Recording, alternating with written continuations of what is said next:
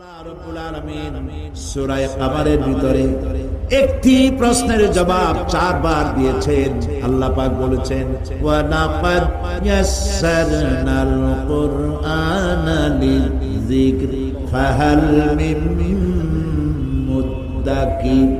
আল্লাহ পাক বলেন আমি আল্লাহ অবশ্যই কোরআনকে মুখস্থ করার জন্য আর কোরআন বোঝার জন্য মানুষের কাছে আমি সহজ করে দিয়েছি। ফাহাল মিন মুদ্দাকির, আছে কে কেউ এর থেকে উপদেশ গ্রহণ করা? 4 বার আল্লাহ পাক বলেছেন সূরা কামারের ভিতরে অবশ্যই কোরআন আমি বোঝার জন্য সহজ করে দিয়েছি। সুবহানাল্লাহ বলেন। আমরা বুঝতে চাই না, তাহলে বুঝবো কি করে? বুঝতে চাইলেই তো আমরা বুঝতে পারবো, চেষ্টা করলেই বুঝতে পারবো। কোরআনে কারীমের এই সূরাটি দিকে লক্ষ্য করে আল্লাহ পাক বলছে কাফেররা এটা বিশ্বাস করতো না।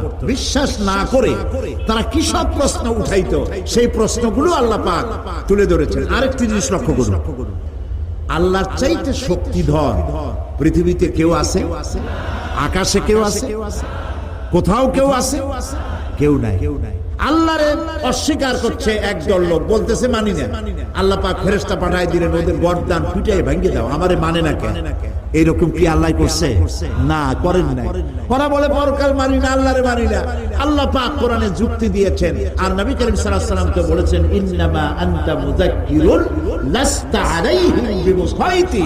হে নবী, উপদেশক করে আপনাকে পাঠিয়েছি, আপনাকে লাঠি চার্জ করার জন্য পাঠাই নাই।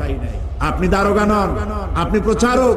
মানুষকে উপদেশ দিন সুন্দর সুন্দর ভাষায়, উদউ ইলা সাবিলি রাব্বিকা বিল হিকমাতি ওয়াল মাউইজাতিল হাসানা। মিষ্টি মিষ্টি ভাবে, সুন্দর ভাবে, সুকৌশলে মানুষকে ভালো ভালো কথাগুলি সুন্দর করে বুঝিয়ে দিন। সুবহানাল্লাহ বলেন। এখন এই কাফেররা বলছে পরকাল বুঝি না, এটা কেমনে হয়? আমরা অস্বীকার করি, মানি না। আল্লাহ পাক সাথে সাথে ফেরেশতা দিয়ে কারো ঘাড় মটকান নাই, কিন্তু পারতেন না? পারতেন না? আরে ভাই বলেন না কেন, পারতো কি না? অবশ্যই পারতেন, কিন্তু তা করেন নাই। প্রত্যেকটি কথা যুক্তি দিয়ে, হাজারো যুক্তি দিয়ে আল্লাহ পাক বুঝাইছেন। সুবহানাল্লাহ। কাফেররা প্রশ্ন করল, তারা বলতো আমাদের এই জীবন শেষ, মৃত্যুর পরে আমাদের আর নতুন করে ওঠা লাগবে না। ওরা বলতো ইন্না হাউলা'i লা ইয়াকুলুনা ইন হিয়া ইল্লা মাউতাতুনাল উলা ওয়া মা নাহনু বিমুনশারিন। তারা বলতো এই জীবনটাই আমাদের শেষ, এইখানে আমরা মৃত্যু ছাড়া, আমাদের এই জীবন ছাড়া আর কিছুই নাই, আর আমাদেরকে পুনরুত্থিত করা হবে না। পরিষ্কার তারা বলতো যে আমাদেরকে পুনরুত্থিত করা হবে না। এরপরে তারা আরো বলতো মা নাদরি মাস সাআতু ওয়ান নাযুন্নু ইল্লা যান্না ওয়া মা নাহনু বিমুস্তাইকিনিন।